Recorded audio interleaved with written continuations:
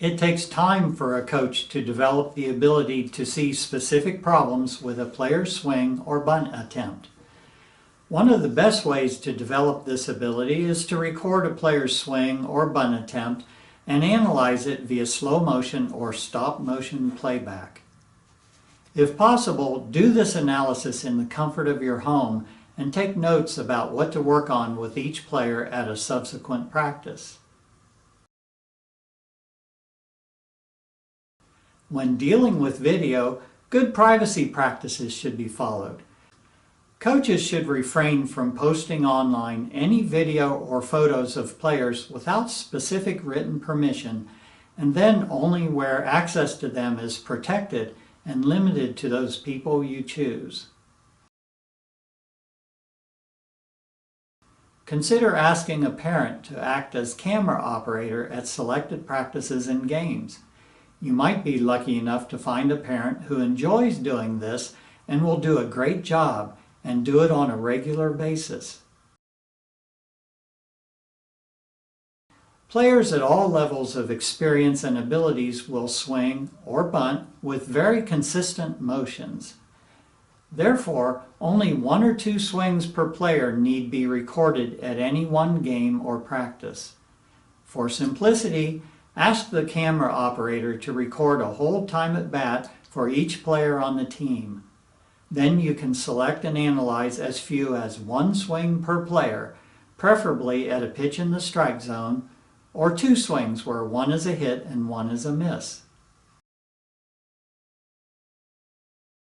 A coach or camera operator should occasionally stand behind the pitcher at bunting and hitting practice to see what each player's eyes and head are doing.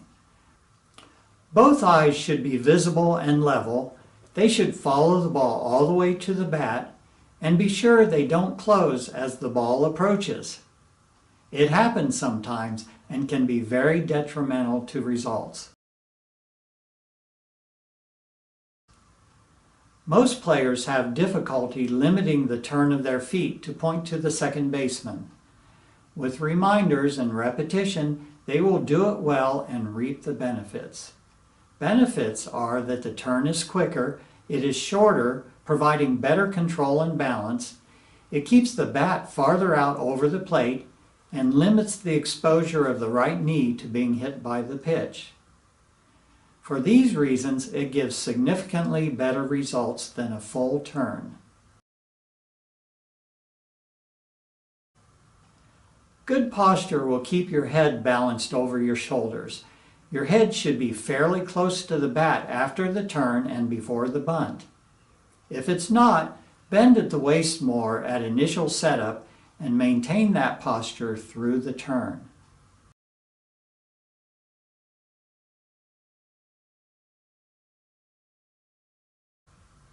After players learn this bunting technique, the coach will often see continued dropping of the bat head just before contact.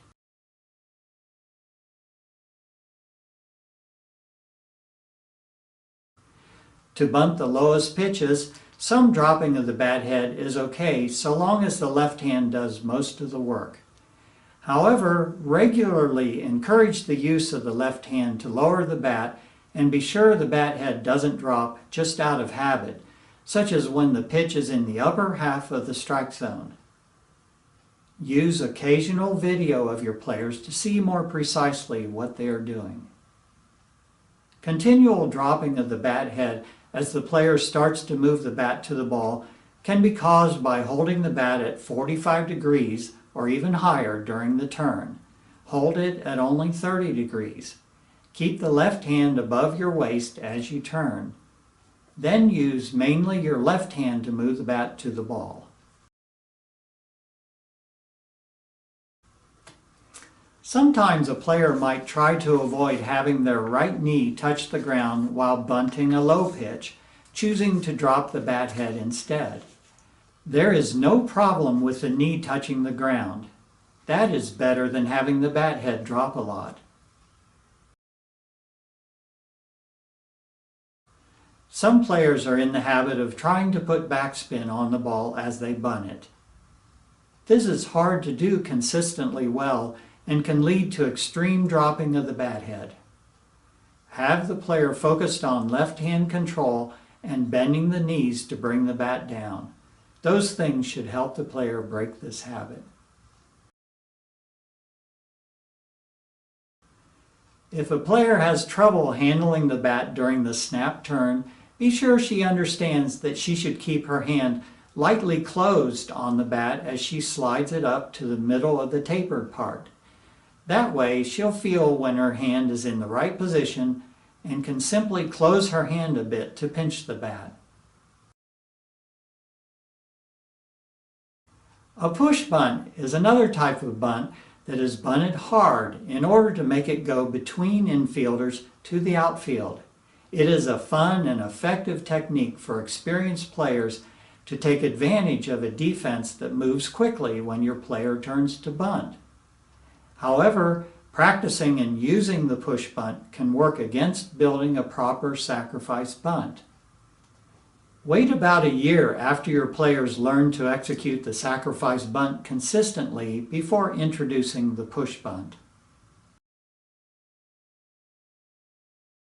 Players using these bunting techniques will rarely pop the ball up. Popping up is often caused by not completing the turn properly. Instead, the player either lowers her body while turning or starts the bunt step while still completing the turn. Executing the turn and bunt properly makes your bat contact the top half of the ball. Tell the player to stay over the ball. To do this, she should maintain good posture as she turns and bunts. I do not recommend saying, "Bunt the top half of the ball." That sometimes works, but more often it does not because the player becomes focused on how she is putting the bat on the ball, which is not necessary and can cause the following problem to occur. In video number 1, I said, let your subconscious mind control the precise placement of the bat on the ball. I tell the players to execute the steps I've described, then let the bat go where it wants to go. When swinging or bunting at a pitch in a game, you must not let your conscious mind take control as the ball nears the bat, because your conscious mind does not work as quickly and precisely as your subconscious mind. This is the number one reason players with excellent abilities will sometimes fail in a high-pressure situation. That's why, for example, the term "just see the ball and hit the ball" is good, whereas trying to put the bat on the ball in a game can result in her using her conscious mind to override the good habits she's built in practice. Some players feel under pressure at all times while at bat in a game. What you, the coach, will notice is that they bunt or hit or field consistently well at practice but are inconsistent in games. You will be amazed how much you can help by saying, execute the turn and bunt movements correctly and then let the bat go to where it wants to go. Same thing with hitting and fielding. Tell them to see the ball well or keep your eye on the ball, but let the bat or glove go where it wants to go. By contrast, when practicing something new, the conscious mind must be in control. That's why you should usually practice new movements at slower speeds until new habits are built up. At that point, have the players execute at full speed. If they struggle, go back to practicing at a slower speed so their conscious minds can direct the building of better habits. That's it for the problem-solving portion of my Teaching the Sacrifice Bunt series. I hope you find it to be useful. Thanks for watching. If you haven't already been to my website, please visit fastpitchcoaching.com for online printable practice guides, my video blogs, and links to excellent coaching resources I've selected.